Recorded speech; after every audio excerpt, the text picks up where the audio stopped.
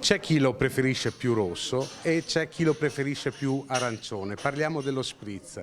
C'è invece chi da Padova lo vorrebbe nei telefonini, perché è nata una petizione per portare l'emoticons, ovvero il disegnino che troviamo nei nostri telefoni, dello spritz. Perché? Beh, è nata tutta come uno scherzo, come una goliardata, come una battuta su Facebook, che però ha avuto un enorme successo, tanto che con la mia associazione Sugar Pulp abbiamo deciso di lanciare una vera e propria petizione su change.org ed è stata ripresa notizia da un sacco di media, segno che c'è interesse per questa piccola cosa, perché lo sappiamo benissimo che viviamo tempi difficili, le priorità sono altre. Però avere anche l'emoticon dello spritz ha il suo perché, ci permette magari di fare una risata in più che di questi tempi non fa mai male.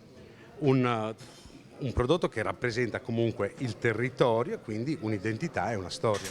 Assolutamente sì, non a caso troviamo l'emoticon dello champagne, del whisky, della birra, del vino rosso, ovvero bevande che sono più di una bevanda, rappresentano una cultura, un'identità, luoghi, storie e tradizioni. Lo spritz, volenti o nolenti, è uno dei grandi simboli del Veneto, si beve da Los Angeles a Milano, a Parigi, in tutto il mondo ormai, è diventato un fenomeno globale e quindi è bello, secondo noi, ritrovarlo anche nei propri telefonini, nei messaggi tra amici, anche per ricordare le tante serate fatte insieme tra un sorriso e uno spritz. Beh, allora non resta che fare un in bocca al lupo e un cincin all'emoticon dello spritz. Grazie.